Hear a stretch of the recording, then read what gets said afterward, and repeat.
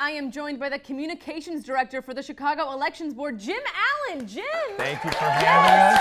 It's a pleasure and an honor. Thank you so much for being here. So, Jim, first things first, what does an elections board do? An elections board manages all the voter registrations for, in this case, 1.5 million registered voters in the city of Chicago. We're one of the largest jurisdictions in the nation, and that's our year-round job. And then we explode out to basically 14,000 people for 2 events, a primary and a general election, to work on actually the voting and the elections part. Right, of course. And so how is Chicago's Board of Elections different than, say, like a smaller town or even a larger one, if there even is one out there? In a lot of jurisdictions, you have an elected county clerk, and so it might be a Democratic or Republican official who oversees the elections. And where you have election boards, there was some kind of decision, in our case in 1885, where the voters said we don't want mayor, alderman, anything involved in running the actual elections, because people would show up and they would be told you're not registered. So they didn't like that, and they voted, and it was a big movement with the former mayor and publisher of the Chicago Tribune, Joseph Medill, who led to our formation. So our 3 commissioners, 2 are Democratic, 1 is Republican, and they cannot be involved, and none of our employees can be involved in any kind of politics. Got it. Okay, so it's very separate in that way to try and keep it clean. We report to the courts. Got it. Okay, cool. And so people, I don't know if you knew this, but voting's been on people's minds lately. Yes, we are aware of that. You're aware of that. So upcoming in November, on November 6th, there's the midterm elections. Mm-hmm. Why are these elections important? And are they as important as other elections? Let's be real. I mean, it's not like we're voting for a president. It's very important because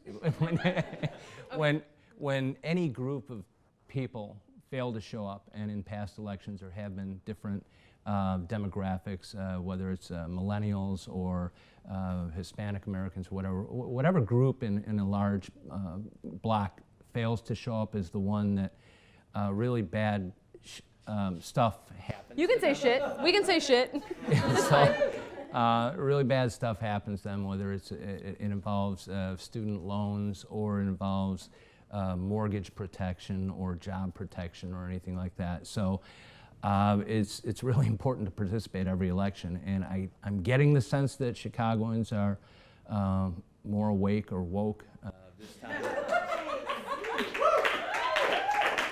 Stay woke, we're already seeing so far, and we hope it holds, a record number of people applying to vote by mail. Oh wow, great. And so in 2016, we were at a high mark at about 100,000. That was our highest since World War II, when we had 2 wars going on. Yeah. And that year we had about 8,000 at this point, and we're already up to 40,000. So we're seeing a lot of activity, a lot of interest, and we hope that spills into early voting and then election day. That's fantastic. So what do you guys, this is a 2-part question. Is it part of your job to engage those voters? Are there things that you guys can do to engage the voters, or are you just kind of hoping that people come? No, we've tried to, over the years, engage voters and invite them to participate in different options. For example, we led the way in 2008 in expanding early voting and really getting people involved in that.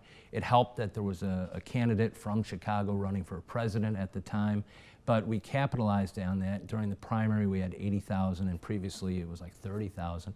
And then we sent out notices to all those 80,000 who did participate and said, do it again and bring a friend.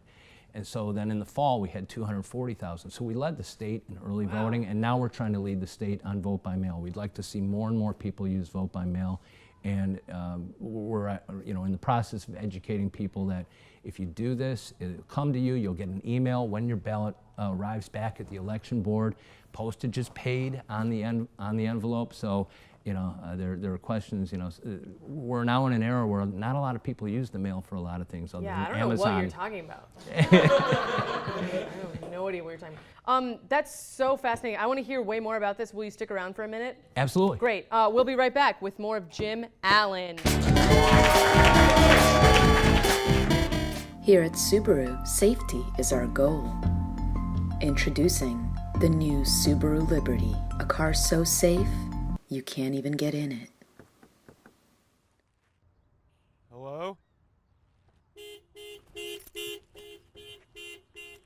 my car. It's mine. Subaru Liberty. Get in today. Maybe. Welcome back. I am joined by Communications Director for the Chicago Elections Board, Jim Allen. Now, Jim, we were just talking about vote by mail. Why is this better? Is it better to do a vote by mail? Is it better to have it be all electronic? Is it better to be all paper? What's sort of the We never most want to ideal? be all electronic. There's an idea out there, a really bad one, by the way. Can't we do online voting? And the problem is with any other transaction that you make online, you can unhack it. So if your bank, if the person you buy something from or a service from or the bank overcharges you, you can figure out all the pieces. But with a secret ballot, there's no unhacking it. So we never, experts from Massachusetts, MIT, have said it's like hooking a toaster up to a high tension line. It might look real cool to begin with, but it's bad things will happen. It should happen. So, and That's I kind respect. of America right now. So, no, I wouldn't. In any event. Neutral. Yeah, that's right. Sorry. What can I say to just make you just poker face immediately? Well, I'm turning red as we speak. It's cool. No worries. Voting by mail, you still have the security. You're still, we're checking the signature on the certification when it comes back. So you can apply to vote by mail. We'll send you an email alerting you that the ballot's on its way. We'll also send you an email that the ballot has been returned, and you'll be able to verify that online. You can go online and apply to vote by mail in any jurisdiction in Illinois. So if you live in Chicago, you want to go to chicagoelections.com. But on our homepage, we also have links to all the other websites in the metro area. So Will, DuPage, Lake, McHenry, we have links to all their sites as well. Voting by mail is really convenient. You bring the polling place to your home. You can sit there with a computer. You can decide. You can look at endorsements and stuff like that. Who you want to vote for. And you can take your time and and do it at the kitchen table. Yeah, I was going to say like that. Anything that's appealing to you about voting online, being like, oh, we should just vote online. It seems like it could be essentially addressed in vote by mail. So the only thing that we wish people would do more is just use a ballpoint pen and make one little line, because some people really etch it in there, They give you the or they use a markers. Sharpie that bleeds through the other side, and then we have to remake that. That's no fun. That's really sad. I'm really sorry, man. But overall, we want to encourage people, if they need to update their registration, they can do that online now through October 21st. You can also apply to vote by mail, as we discussed, online.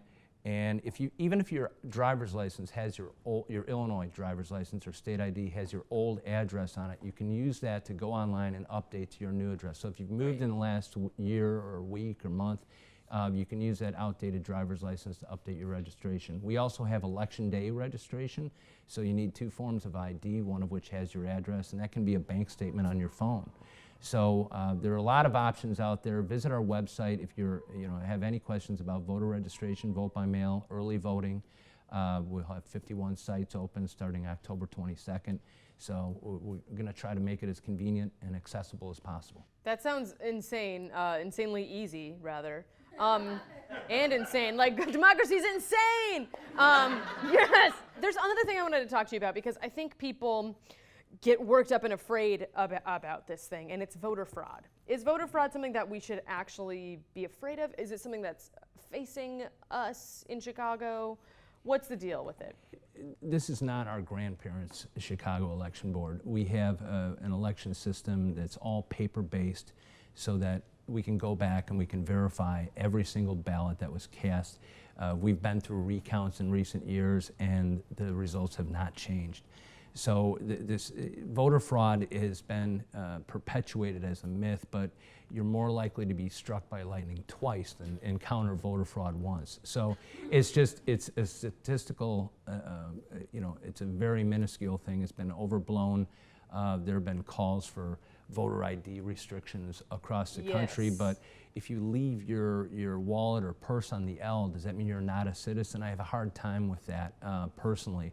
I remember when my father went into a nursing home, and I thought, wait, do I have to get him a new, because he lived in a different state. Sure. And do I have to get him a new driver's license so that he can vote? So he can vote, even though he right. was a Korean War veteran? I just have a hard time reconciling that.